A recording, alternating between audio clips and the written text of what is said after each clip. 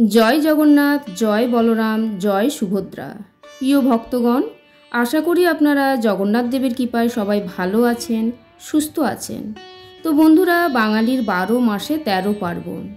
দেখতে দেখতে স্নান যাত্রা চলে এলো।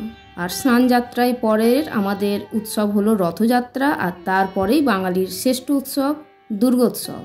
তো বন্ধুরা, আজকে আমরা আলোচনা করব জগন্নাথ দেবের স্নান যাত্রা নিয়ে। প্রভুর স্নানযাত্রার মাহাত্ম্য বা পূর্ণিমা তিথির পূর্ণাঙ্গ সময়সূচি। তো সমস্ত কিছু জানতে হলে আপনাদেরকে পুরো ভিডিওটি দেখতে হবে, অবশ্যই কমেন্ট বক্সেও লিখতে হবে জয় জগন্নাথ। তো বন্ধুরা, 27শে জ্যৈষ্ঠ 11ই জুন বুধবার হলো দেবস্নান পূর্ণিমা। দেবস্নান পূর্ণিমা তিথিতেই পালিত হয় মহাপ্রভু জগন্নাথ দেবের স্নানের উৎসব অর্থাৎ স্নান যাত্রা। এই দিন হলো শ্রী শ্রী জগন্নাথ দেবের জন্মতিথি। স্নানযাত্রা হিন্দু ধর্মাবলম্বীদের কাছে খুবই পবিত্র একটি উৎসব।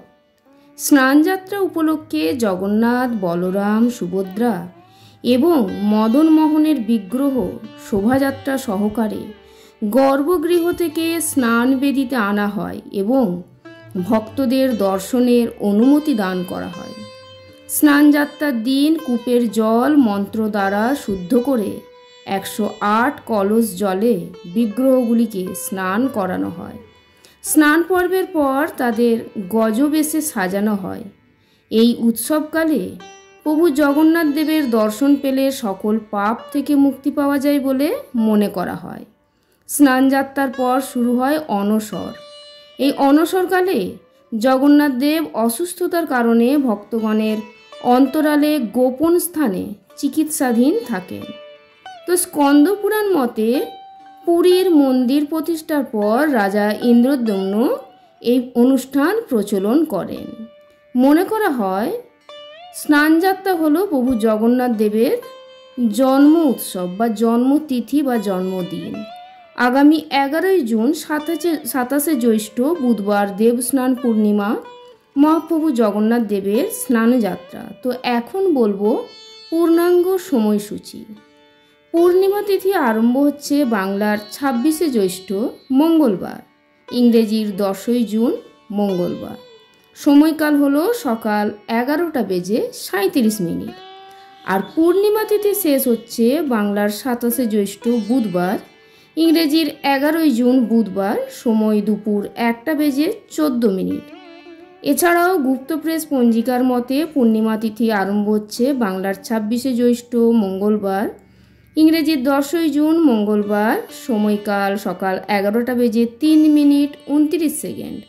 আর পূর্ণিমা তিথি শেষ হবে বাংলার 27শে জ্যৈষ্ঠ বুধবার, ইংরেজির 11ই জুন বুধবার। সময় দুপুর 12:37:05। তো বন্ধুরা, জগন্নাথ দেব হলেন স্বয়ং নারায়ণ। জগন্নাথ শব্দের অর্থ হলো এই জগতের ঈশ্বর। স্কন্দ পুরাণে জগন্নাথ দেবের রথযাত্রার কথা উল্লেখ করে বলা হয়েছে যে গুন্ডিচা মন্দির অর্থাৎ জগন্নাথ দেবের মাসির বাড়িতে ভগবানের বিগ্রহকে যে দর্শন করবেন তিনি অশ্বমেধ যজ্ঞের সমান ফল লাভ করবেন। জ্যৈষ্ঠ পূর্ণিমায় এই স্নানযাত্রা অনুষ্ঠানটি হয়। যদি কেউ ভক্তি সহকারে একবার স্নানযাত্রা মহোৎসব দর্শন করেন, তিনি এই সংসারের বন্ধন থেকে সুনিশ্চিতভাবে মুক্তি লাভ করবেন। ঋষি জৈমিনী বলেছেন, যিনি এই স্নানযাত্রা দর্শন করবেন তিনি সমস্ত তীর্থের স্নানের থেকে 100 গুণ অধিক ফল লাভ করবে। স্কন্দ পুরাণ অনুসারে রাজা ইন্দ্রদ্যুম্ন জগন্নাথ দেবের কাঠের বিগ্রহ প্রতিষ্ঠা করে। তখন থেকে এই স্নানযাত্রা উৎসব। স্নানযাত্রাকে জগন্নাথ দেবের আবির্ভাব তিথি বা জন্মদিন হিসেবে পালন করা হয়। এই দিন জগন্নাথ, বলরাম, সুভদ্রা দেবীকে বিশেষভাবে তৈরি বেদিতে নিয়ে আসা হয়।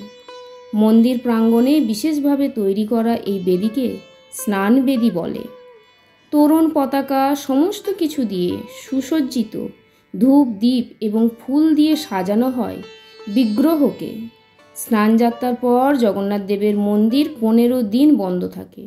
15 দিন পর নেত্য উৎসবে তার নয়ন খোলে বলে মনে করা হয়। আর পুরীকে মর্ত্যের বৈকুণ্ঠ বা দ্বারকা বলেও মনে করা হয়।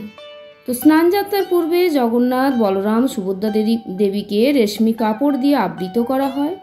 108 জলপূর্ণ ঘড়া দিয়ে বিগ্রহের অভিষেক সম্পন্ন হয়।